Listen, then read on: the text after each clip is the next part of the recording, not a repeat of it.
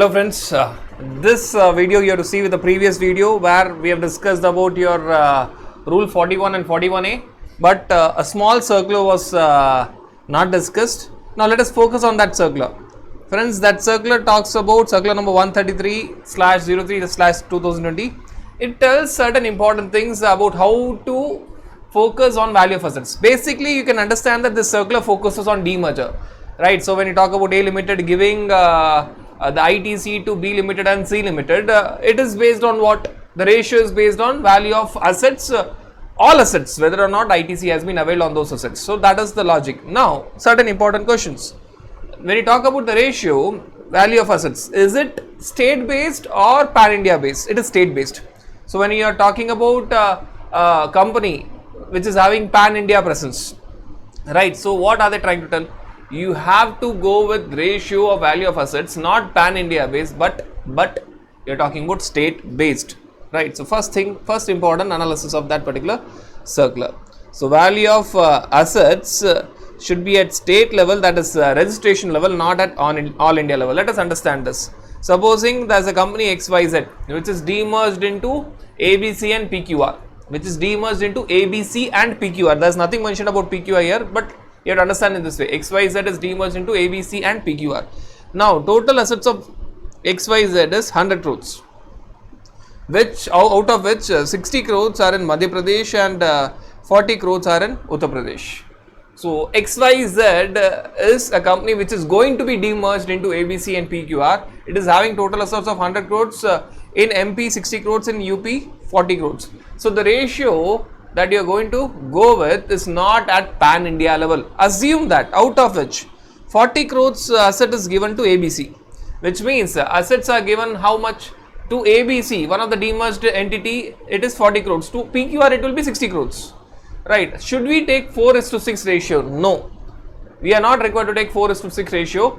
XYZ giving 40 crores assets to ABC, 60 crores assets to PQR. You are not going to go with 4:6. 4 is to ABC, 6 is to PQR. No, it is not at pan India level. You have to see the state level. Now, how to see the state level? Now, this bifurcation of 40 crores is given as follows. In Madhya Pradesh, it is 30 crores and in Uttar Pradesh it is 60 crores, which means you are talking about XYZ having total assets of 100 crores giving to ABC how much? 40 crores. So balance will be to PQR, right? And out of which in Madhya Pradesh it is given as 30 crores and in Uttar Pradesh it is given as 10 crores. So how much will be to PQR? It's very simple. Now you know the total bifurcation. In Madhya Pradesh the total assets were 60 crores and in Uttar Pradesh the total assets were 40 crores. That was given in the question. 60 crores and 40 crores. Now out of 60 crores, if 30 crores are given to ABC, obviously, now focus only on Madhya Pradesh assets. Madhya Pradesh total assets are 60 crores. 30 crores is given to ABC. So obviously balance 30 crores will be given to PQR, right? Now in Uttar Pradesh total assets are 40 crores, out of which 10 crores is given to ABC in Uttar Pradesh. So balance 30 crores will be given to PQR in Uttar Pradesh. Now what are they trying to tell? They are trying to tell that you are not going to go by pan India ratio. Pan India ratio would have been 4:6. No, you are not required to take pan India ratio. You have to go by state based ratio. So your state based ratio for Madhya Pradesh will be 3:3, that is 1:1, and your state based ratio for Uttar Pradesh will be 1:3. This is for ABC and PQR. So first important point that they are trying to tell, you have to go by state-wise ratio. State-wise ratio for ABC PQR will differ. ABC PQR in Madhya Pradesh. This is ABC. This is for Madhya Pradesh. This ratio 3:3 is for Madhya Pradesh. 1:3 is for Uttar Pradesh. So you have to go by state-wise ratio. State-wise ratio of ABC PQR in Madhya Pradesh is 3:3, and state-wise ratio for ABC PQR in Uttar Pradesh is 1:3. So that you have to understand. First important point of that particular circular. Right. Rather, one point was very clear that you have to take all assets whether or not ITC has been availed. Now, second point, ratio is not pan-India wise, it is state wise of ABC and PQR. Now, second important point, once you apply the ratio, within that inner limit, the IGST, CGST, SGST, the ITC of CGST, SGST, IGST can be given to ABC and PQR in any combination. You have to fulfill the outward combination. Right. Now, let us go ahead to understand this particular point. Ratio need not be applied tax headwise. You are not going to apply tax headwise. Assume that total ITC is 50 crores. Total ITC of 50 crores, that is 10 crores CGST, IGST 10 crores CGST, 20 crores SGST, and IGST is 10 crores. Right. So, total ITC is 50 crores, whereas the breakup actually should be 20 crores CGST, 20 crores SGST, and IGST 10 crores. Now, ITC to be transferred. How much ITC is to be transferred? When you talk about in Madhya Pradesh, total ITC needs to be transferred as 50 crores is the total ITC of Madhya Pradesh. Total ITC of Madhya Pradesh. What needs to be transferred to ABC? So, if I tell in Madhya Pradesh, we have total ITC of 50 crores in Madhya Pradesh. How much is going to be given to ABC and how much is going to be given to PQR? To ABC, 50 crores. The ratio of Madhya Pradesh is 3:3, that is 3 divided by 6, half. And to PQR, it is same, 3:6. So, to ABC it will be 25 crores and to PQR it will be 25 crores. So, when you talk about Madhya Pradesh ITC of 50 crores, it will be equally distributed to ABC and PQR because the ratio is 3:3 or 1:1, right? And the breakup of that is given. What is the breakup of that is given? CGST 20 crores, SGST 20 crores, IGST 10 crores. What are they trying to tell? You need not apply that ratio tax headwise. Apply that ratio outerwards wise, which means when I have to give 25 crores, I can give entire CGST credit of 20 crores and SGST credit of 5 crores to ABC. So, there can be various answers here. What I can do? To ABC I can give CGST 20 crores, SGST 5 crores, and correspondingly to PQR I can give SGST balance 50 crores and IGST 10 crores. That can be one of the answer. The second answer could be, this will satisfy 1:1. The outer ratio should be the same, but for tax advice you need not take the same ratio. Another answer could be, say for example, CGST I am not giving anything, SGST I am giving 15 crores, IGST entirely I want to give it to IGST 5 crores and CGST 5 crores. Total is 25 crores. I have to satisfy the outer limit.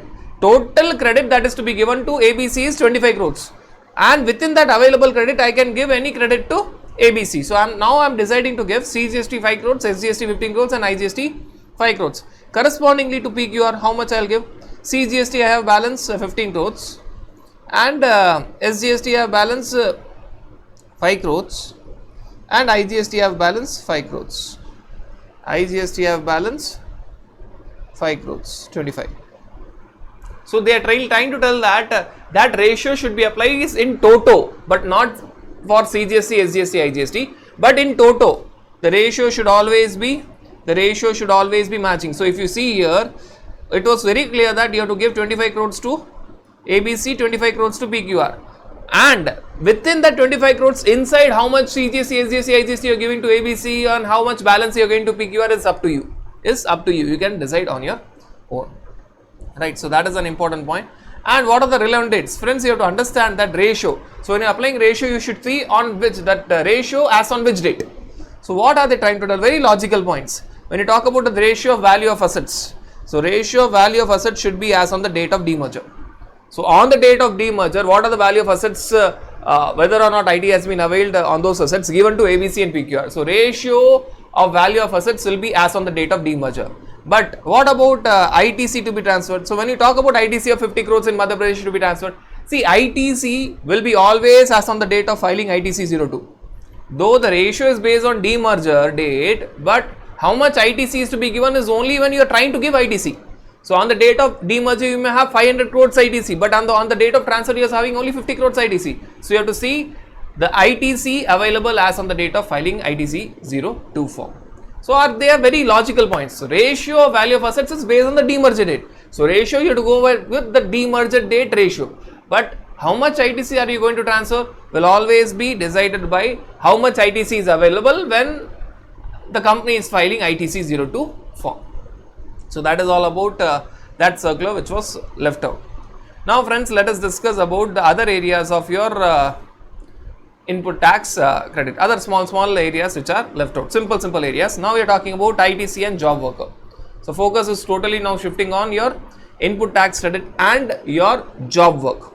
That is section 19 read along with section 143 read along with rule 45. Section 19, section 143, rule 45. Simple points are there, very simple points are there. Now what you have to understand is principal should always be a registered person. So when you are talking about principal job worker, they are trying to tell that principal should be a registered person. Job worker may or may not be registered. Job worker may or may not be registered. Now who is going to take the credit of the goods sent by principal to job worker? It is only the principal who is going to take the credit. Now for that to understand, principal supplier may directly send the goods to the principal. One option. See, principal suppliers will give the goods to principal will give to job worker. Or it may be bill to ship to concept. What is bill to ship to concept?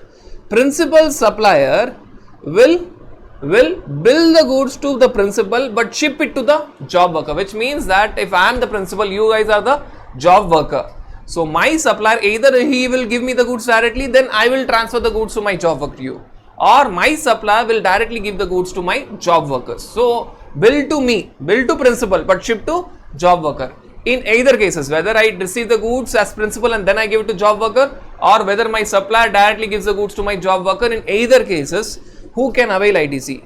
The person who can avail ITC is only the principal.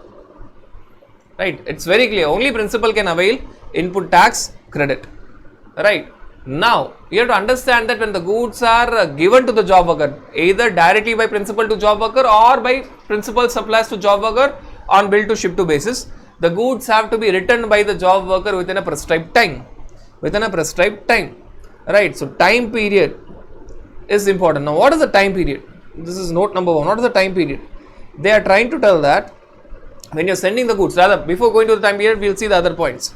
When you send the inputs and capital goods, so whether principal is directly sending the inputs or capital goods to job worker, or principal is asking his supplier to send the goods to job worker on bill to ship to basis, it should be under intimation to proper officer. What is that intimation? Intimation is nothing but filing of ITC 04. There is a form called as ITC 04 deemed intimation, which has to be filed on quarterly basis.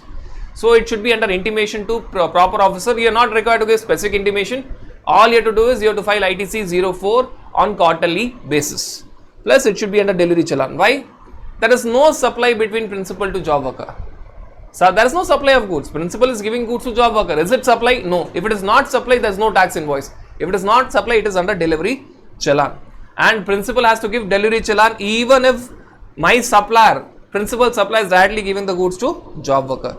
So whether principal is giving the goods to job worker directly, or principal is asking his supplier to give the goods to job worker, bill to ship to concept, two important points. Only principal can take ITC because bill always will be under the name of principal.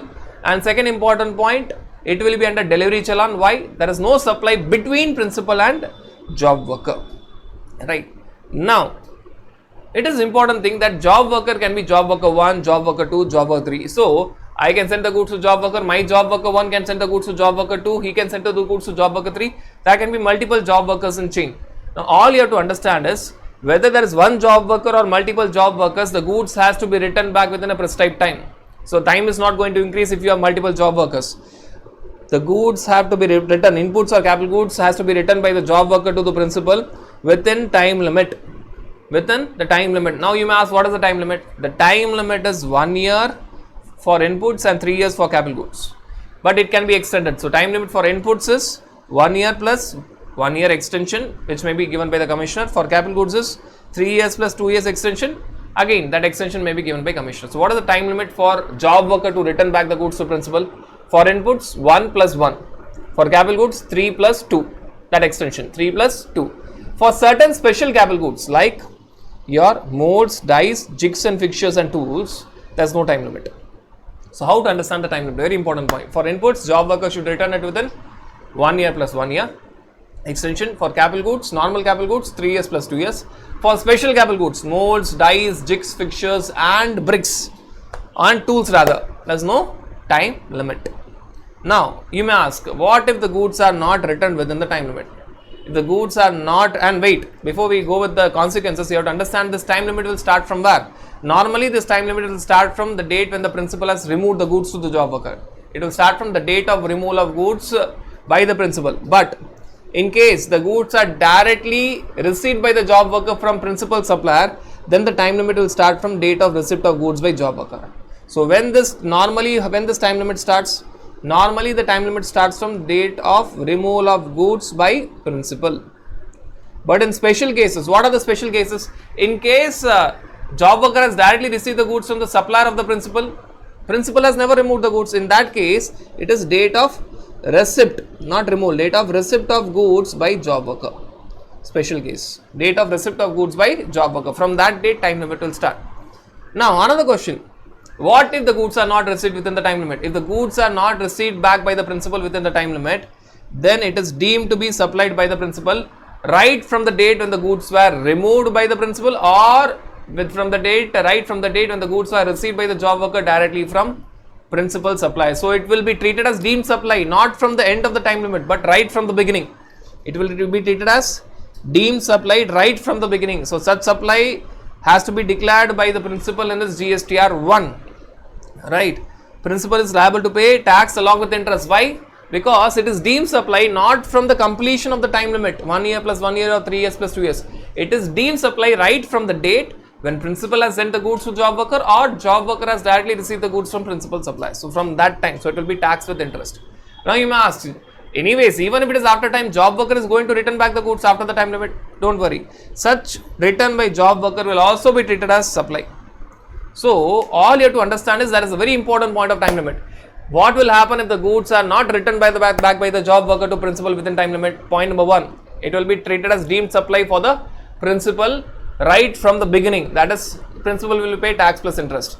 And when the point number 2, when the goods are returned back by the job worker, even that will be treated as a separate supply for the job worker. Right. So that is the point that you have to remember. Now, time limit we have discussed. Now they are talking about something about waste and scrap. Obviously during job working or manufacturing there will be some waste and scrap. Waste and scrap need not be brought back. Normally all the goods made by the job worker should be returned back by the job worker to the principal, but waste and scrap need not be brought back. Either it can be directly supplied from job worker's premises or it can be supplied by principal's premises. But if they are directly supplied from job worker's premises, you have to understand that someone has to pay tax. Either the job worker has to pay tax or the principal has to pay tax. Normally all the goods worked on by the job worker should be returned back by the job worker to the principal. Exception is waste and scrap. They need not be brought back. Right. It can be supplied directly from job worker's premises, either by the supplier, by the principal or the job worker, which means that someone should pay tax. Either principal should pay tax or job worker should pay tax on that waste and scrap. And whose responsibility is to account the goods, what are going outside and what are coming outside, what are coming back inside? It is the responsibility of the principal. Principal should keep track of all the goods, what goods went outside, what goods are coming back. So the accounting responsibility or the maintenance of records, what goods went outside the premises, what goods are received back should be on the responsibilities on the principal. Right. And during the discussion we have discussed that principal is required to file ITC 04.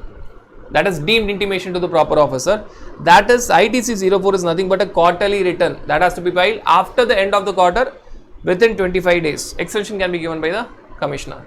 So it has to be filed on quarterly basis. So after the end of the quarter you have 25 days. Within that 25 days you have to file. April to June it is 25th July. July to September it is 25th October. Like on you have to go.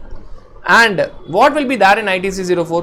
What were the goods sent to job worker and what are the goods which are received back from the job worker. So what will ITC 04 contain? It will contain the details of delivery challan of goods which were sent to job worker, of goods which were received back from the job worker. So that is all about your principal job worker. One last point.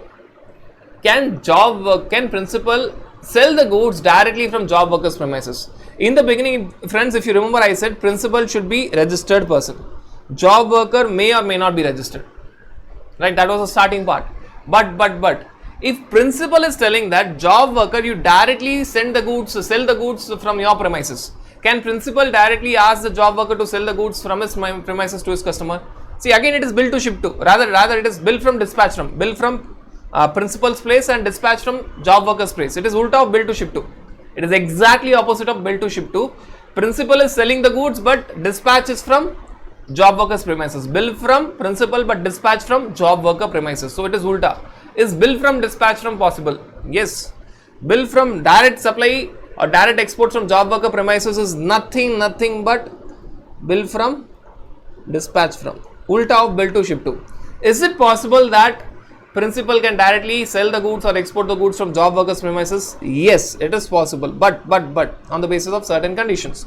Either job worker should be registered. Now they are telling that if principal is wanting his job worker to directly sell the goods or export the goods, job worker should be registered, or job workers should principal should add job workers place as additional place of business. So principal should show in his registration certificate job workers premises as additional place of business. So either job worker himself is having independent registration, or principal is showing job workers place as additional place of business, or the goods should be notified by the commissioner. So in these three cases, direct sales from job workers premises by the principal is possible. Job worker, independent registration, principal adding job workers place as additional place of business, or the goods are notified by the commissioner. Bill from dispatch from is possible. Bill from dispatch from is possible. So that completes our entire discussion about your job work, that is section 19 read along with section 143 read along with rule 45. Now friends, let us come to the end part of your ITC where you are focusing on your input service distributor. You can call it as head office of a company distributing the credit to its branch offices. Reliance Limited, having multiple registration pan India, will have certain common input services credit which is booked at head office level and it has to distribute to the branches. That is why we are discussing the concept of input service distributor. If you see the picture, head office distributing the credit to branch office. This is discussed in section 20 read along with rule 39. Even section 21 is one of the section for recovery. So section 20 is the main section read along with rule 39. Now friends, what is meant by input service distributor? Input service distributor, as we have discussed, is an office of the supplier of goods or supplier of services which is receiving tax invoice for common input services. Say for example, you have to understand that if Reliance Limited is having registration say in 10 states, there will be some input services. The focus is only on input services, input service distributor. Input services which are related to all the 10 registrations, all the 10 states. Now, such common credits only we are talking about. Common credits related to all the states. Classic example is income tax audit services received by Reliance Limited. Income tax audit services received by Reliance Limited is pan India level. GST audit is not there. We are not talking about GST audit because it is state level. Income tax audit service received by Reliance Limited is pan India level. It is related to all 10 states. Now, that input service invoice, the auditor, income tax auditor will give the invoice to input service distributor. So that is an office, head office of the supplier of goods or services which is receiving the tax invoice for example from income tax auditor towards the receipt of input services. And now what that input service distributor will do, it will issue another document which is not tax invoice, very similar to tax invoice, to whom? To its branch offices, to distribute the credit to its branch offices. So ISD is a head office of Reliance Limited only for the purpose of taking the credit, passing on the credit. Taking the credit of common input services related to all the 10 states, or say, or related to all 5 states, or related to 6 states. It may not be related to all the 10 states, related to few registration, and then distribute the credit. That is input service distributor. Now, what is meant by recipient? Recipient is nothing but branch office. So, recipient is supplier of goods or services having the same PAN number. That is the reason I am calling it as branch office. Same PAN number will be the same as that of ISD. So, when Reliance Limited is booking the credit, ISD is booking the Reliance Limited's ISD is booking the credit, it will distribute the credit only to its branches, and that is nothing but the recipient, right? So, you are talking about what, friends? Common input services like your audit, income tax audit services or advertisement services, right? Certain services which are common to all the registrations or to few of the registration. If not common to all the registration, it should be common to few of the registration at least. Now, how credit will be distributed? They are trying to tell a very simple thing. Supposing you are talking about your input service distributor, and we will take only say 3 branch offices to make it simple. Branch office 1, branch office 2, branch office 3. Right? What are they trying to tell? Right? Branch ISD say is located in the state of Maharashtra, and branch office 1 is also there in Maharashtra. Branch office 2 is there in Delhi, and branch office 3 is there in say Bihar. Right? IGST credit will go to all these states. The color of IGST will remain as IGST. But friends, if it is CGST credit or SGST credit, so when CGST credit or SGST credit is given to all these three, states, something different will happen. CGST, SGST will remain as CGST, SGST in Maharashtra. Why? ISD is also there in Maharashtra, branch office 1 is also there in Maharashtra. But CGST credit or SGST credit, when it is given to Delhi, it will become as IGST. When CGST, SGST credit is given to Bihar, it will become IGST. So, friends, how to remember that? If it is IGST credit given by ISD, whether to the same state or to other state, it will remain as IGST. But when CGST, SGST credit is given, if ISD is in Maharashtra, branch office 1 is also in Maharashtra, CGST, SGST will remain as CGST, SGST. But if ISD is in Maharashtra and branch offices are in Delhi or Bihar, CGST, SGST will become IGST. So, that you have to remember. That is the way credits will be distributed. So, that is the simple point that we have discussed. Now, certain important notes, few important notes. Now, before seeing the notes, first let us try to understand the formula.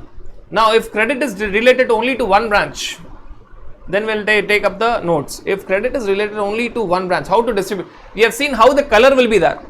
IGST will remain IGST in all the 3 states, but CGST, SGST, if ISD and the recipient in same state, it will remain as CGST, SGST. If ISD and recipient are in different state, if ISD and recipient are in different state, then all the IGST credit will go as IGST, CGST, SGST credit will also go as IGST. But if ISD and recipient are in the same state, IGST will go as IGST, CGST will go as CGST, SGST will go as SGST. That we have discussed. We have discussed the color. We have to discuss the formula, how it will be going. Right. Now, credit attributable to one recipient. Assume that in input service, it is actually not common input service. It is attributable to only to one state. We have taken the example of 3 states. It is related only to one state, say Maharashtra. That entire credit has to be given only to that recipient. So, if a particular input service credit is dealing only with Maharashtra, we will stick to that example. Branch office on Maharashtra, 2 Delhi and 3 Bihar. If a particular credit is related only to Maharashtra, it will go only to Maharashtra. If it is related only to Bihar, it will go only to Bihar. If a credit is related only to Delhi, it will go only to Delhi. No formula is required. It is fully distributed to that recipient. But if a particular credit is related to multiple recipients but not all recipients, say if it is related to Maharashtra branch and Delhi branch, or if it is related to Delhi branch and Bihar branch, or say if it is related to Maharashtra branch and Bihar branch, So it should be given only to such recipients on pro rata basis. On pro rata basis. Now, you may tell then what is the difference? Pro rata basis on what formula? So if it is related to Maharashtra and Delhi, give it only to Maharashtra and Delhi. Let us see what is that pro rata basis, we'll discuss in the end. Let us see the last scenario. If a credit is related to all the recipients, give it to all the recipients on pro rata basis. If the credit is related only to Maharashtra and Bihar, give it only to Maharashtra Bihar. If the credit is related to Maharashtra and Delhi, give it only to Maharashtra and Delhi. If a credit is related to Maharashtra, Bihar and Delhi, give it to all the recipients. Normal, logical calculation, very logical calculation. Only dealing with Maharashtra, give it only to Maharashtra. Only with Delhi, give it only to Delhi. Dealing with Maharashtra, Delhi, give it to both Maharashtra, Delhi. Dealing with Maharashtra, Bihar, give it to both Maharashtra, Bihar. Dealing with all the three states, Maharashtra, Bihar, Delhi, give it to all the recipients. Right, for the first scenario, there is no requirement of formula, no pro rata basis because it is fully given. For the second and third cases, pro rata basis. Now you may ask, what is that pro rata basis? ITC to be distributed will be equal to that particular ITC multiplied by turnover of that recipient. So for example, if you are distributing to Maharashtra, multiplied by turnover of Maharashtra divided by turnover of recipients having nexus with ITC, which means that if a particular service is dealing with, if you are talking about a service dealing with Maharashtra and Bihar, if you are talking about an input service dealing with Maharashtra and Bihar, what will be the formula? ITC to Maharashtra will be equal to ITC multiplied by turnover of Maharashtra divided by turnover of Maharashtra and Bihar. That will be for Maharashtra. ITC to Bihar will be equal to ITC, that particular ITC multiplied by turnover of, now numerator will be Bihar divided by turnover of Maharashtra and Bihar. So this will be the calculation. Now let us assume that if I talk about a case where an input service ITC is dealing with both all the three states Maharashtra, Delhi and Bihar, then I have to work out 3 times for ITC to be given to Maharashtra, ITC to be given to Delhi, ITC to be given to Bihar. ITC multiplied by turnover of Maharashtra divided by turnover of all the three states Maharashtra, Delhi, Bihar. To Delhi, ITC multiplied by turnover of Delhi. Numerator is always the state to whom you are giving the credit divided by turnover of the states to which credit is related. Bihar, ITC multiplied by turnover of numerator Bihar divided by turnover of the states to which ITC is related, Maharashtra, Delhi, Bihar. A normal mathematical calculation. Numerator will be turnover of that state to which credit is to be given. Denominator will be turnover of all those recipients which are related to that particular input service. Right. Now what is meant by turnover here? Turnover means always whenever it is all about calculation, you go with state turnover. So moment you are talking about calculation part, turnover means turnover in the state or union territory. But wait, here also just like your rule 42, 43, it will exclude excise duty, CST and VAT. So turnover is turnover of state and union territory, turnover of state or union territory, which is nothing but similar to aggregate turnover. The only difference is it is with respect to that state. But removing or excluding, subtracting, you should not add central excise duty, state excise duty, VAT and CST. Very similar to that of your rule 42, 43. What is that relevant period? Relevant period is normally, which means that now when I'm talking about take turnover, you may ask turnover of what? Take turnover of preceding financial year. So your relevant period is preceding financial year. Your relevant period is preceding financial year. But if some or all the recipients, if at all say the basis, the new denominator consists of Maharashtra, Delhi, Bihar, right? If some or all the recipients, even if Bihar is not having preceding year financial turnover, even if one of the state in the denominator is not having preceding financial year turnover, then you have to take last quarter. So first you have to see the denominator. Denominator consists of Maharashtra, Delhi, Bihar, for example. Then see whether all the three states have turnover in preceding financial year. If yes, go with ratio of preceding financial year. If any of the one state, say for example Bihar is not having any turnover in preceding financial year, then go with last quarter turnover. The ratio will be based on last quarter. So normally it is preceding financial year. Exception when the states to whom that input service is related to is not having any turnover in preceding financial year, then go with last quarter's turnover. Right. And a very important note. ITC to be distributed to that recipient. So when you are talking about ISD is blind, it cannot see anyone. So it will distribute the credit even to that recipient, even if it is engaged in exempt supplies or even if it is not registered. So ISD is blank. Even if say Delhi is not registered, ISD will give credit even to Delhi. So input service distributor is blind. So whether or not Delhi is registered or unregistered, or whether or not Delhi is having only exempt supplies or having only taxable supplies, ISD's purpose is to give on the credit. What that credit, what that state will do with the credit, that is their headache, that branch office headache, right? So ISD, input service distributor, is blind. It will not see whether a branch office is registered or unregistered. It will not see whether it is only having taxable supplies or only having exempt supplies, right? Now few important notes. We are basically done with the calculation part. So in exam, if question comes of ISD which has been asked, it will be based only on the discussion that we had. Now few important small notes. Now what are the small notes? ISD has to issue invoice as per rule 44 to distribute the credit to its branch offices, and it is required to file a return called as GSTR 6. ISD return is GSTR 6 before 13th of the next month, which means for April it is 13th May, for May it is 13th June, before 13th June, for July it is before 13th of August, right? So on and so forth. Ineligible ITC and eligible ITC to be distributed separately. So if it is ineligible ITC, it has to be given separately. Eligible ITC has to be given separately. ISD is blind, it will give all the credits, but ineligible ITC to be given separately, eligible ITC to be given separately. ITC available for distribution in a month shall be distributed in the same month, which means that if a common input service credit is of April month, it cannot be distributed in May or June. It has to be distributed only in the same month.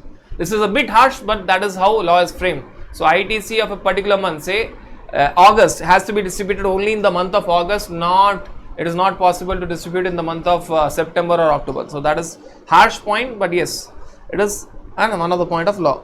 The amount of credit distributed shall not exceed the amount of credit available. So it will never happen. They are just having a precaution. So when you apply the formula, this will never happen. Whatever credit is available with ISD, only that can be given to the branch offices. So the credit distributed should never be more than the credit available with the input service distributor. It will never happen. It is only a caution. If any ITC is wrongly distributed, supposing a branch office has been given extra credit, right? So that branch office has to pay back the ITC with interest, though it is a mistake of ISD. The ISD has given extra credit to Maharashtra. Now from Maharashtra, that excess credit will be recovered along with interest from Maharashtra, not from ISD. Whose mistake it is? It is a mistake of ISD. Now obviously when ISD has given more to Maharashtra, it would have given less to BR and Delhi. But law is silent about it. Law is only telling that if ISD has given more to Maharashtra branch, that extra credit has to be paid by Maharashtra branch, not by ISD, along with interest. Right? ISD cannot accept any invoices for taxes to be paid under RCM. See, you have to understand that ISD cannot pay any taxes. All it can do is it can pay say only late fees to the maximum. It is not possible for ISD to pay any taxes. Then when there are no taxes, there is no question of interest. So ISD cannot pay any taxes. So if there is any common input service which is taxable under RCM, you cannot take that in ISD. The only role of ISD is take the credit, pass on the credit, take the credit, pass on the credit. In such a case, one of the branch will pay RCM, which is already, say for example, BR will pay RCM and BR will take RCM credit, BR will give that credit to ISD, then ISD will further distribute the credit to all the three states. So it has to be done only by a normal taxpayer. ISD is only for distributing the credits. Assume that they are trying to very specifically tell that ISD, though it is only, the ISD's purpose is only to take the credit, pass on the credit. There may be certain common input services which are related to all the three states, Maharashtra, Delhi, BR, and it is taxable under RCM. Can ISD take it? No. Let one of the branch come forward and take that RCM. So say for example, BR branch will pay RCM and take RCM ITC. Again that RCM ITC which is taken will be given back to ISD, which means that BR has paid RCM, taken RCM ITC, but given back that ITC to ISD. So that will be no ITC with BR. Now that input service distributor will distribute the credit to all the three branches, Maharashtra, Delhi, including that of BR. Can a company have multiple ISD? Yes, a company can have multiple ISD based on regions, say northern region, western region, eastern region, southern region, or based on offices like marketing department, security department, The important point is a company can have multiple input service distributor. It need not have only single input service distributor, it can have multiple input service distributor. So that is very much possible, right? Now friends, other small important points, there are only 2 points that has to be discussed. Now assume that a common input service was, let's say for example, income tax audit services, right? The credit of which was given to ISD, ISD further gave it to all its branch offices on the basis of ratio, pro rata basis. Now for some reason, due to some reason, income tax audit fees was charged less. Now the auditor is increasing the fees, so auditor is giving debit note to ISD. Auditor is giving debit note to ISD. So ITC distributed earlier now increased due to, why it is increased? Debit note is given by the supplier to ISD, or now that debit note is given, now what ISD has to do? That short credit was distributed early, which means that initially income tax auditor gave invoice of 10 lakhs plus GST and ISD distributed the credit of that particular GST. Now income tax auditor is telling that no, my fees is 15 lakhs, so I will give debit note of 5 lakhs. Now that 5 lakhs will be raised by debit note. So income tax auditor is giving debit note to ISD. Again ISD will give debit note to all the branch offices. ISD will give debit note to all the branch offices, right? Or short credit was distributed earlier. Assume that to some branch office there was a short credit which was distributed. Now ISD will give invoice to such branch offices. Generally you are talking about debit note. Supplier giving debit note to ISD, ISD will give it debit note to its branches. Or due to some reason ISD distributed the credit short at earlier point of time. Now ISD will raise invoice on that recipient. Now the important point is, when this thing is happening, it will be based on which ratio? Turnover. Again the same calculation, that ITC multiplied by turnover of a particular branch divided by turnover of all the branches to whom that credit is related to. So credit to be distributed in the month in which such invoice or debit note is included. So that credit will be distributed in that month. Supposing this debit note is coming in the month of June for the invoice raised in the month of April. Now this distribution will happen in the month of June. Ratio will be of what? Ratio will be the ratio based on which this debit note is being raised. New ratio. For debit note, new ratio. Now how to understand this new ratio? Assume that invoice was raised in financial year 21-22. So credit of invoice was based on what? I'll just make an example and you'll even complete this credit note. So invoice was raised in say financial year 2021-22, right? Debit note is raised in financial year 22-23. Now when invoice was raised in financial year 21-22, ratio of turnover based on financial year preceding financial year, that is financial year 2021. And for debit note, when it is raised in financial year 22-23, ratio will be based on the basis of debit note, that is debit note is raised in financial year 22-23, preceding financial year for 22-23 is financial year 21-22. So you have the base different. Invoice distribution was based on financial year 2021 ratio, whereas debit note distribution is based on financial year 21-22 because debit note is raised in the next year. Now if I change this example and if I tell that there is a concept of credit note, income tax auditor raised an invoice of 10 lakhs plus GST, ISD gave the credit of GST to the branch offices.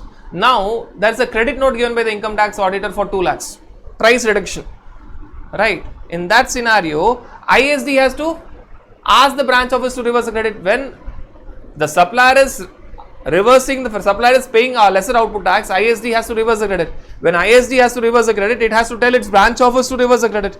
So this credit note is given in financial year 22-23 for the invoice raised in 21-22. Now a very important point, if at all you are talking about debit note, you go with the new ratio, you see only the debit notes financial year. But if you are talking about credit note, you don't go with financial year 21-22. Credit note, though it is raised in 22-23, but credit note though it is raised in 22-23, but you don't go with financial year 21-22, you go with the invoice ratio. What was the invoice ratio? The invoice ratio was 2020-21. This is difficult to explain with theoretically invoice ratio. For debit note, you go with new ratio based on debit note. For credit note, you go with old ratio based on invoice. Based on invoice. Right. So, all they are trying to tell us, if a supplier is giving debit note to ISD, ISD will give debit note to its branches and branches will take more credit. If a supplier is giving credit note to ISD, ISD will give credit note to its branch officers and branch officers will reverse the credit. So, now it is reduced. Credit note is given by ISD to its branch. I mean, supplier is giving credit note to ISD. ISD has to give credit note to its recipients.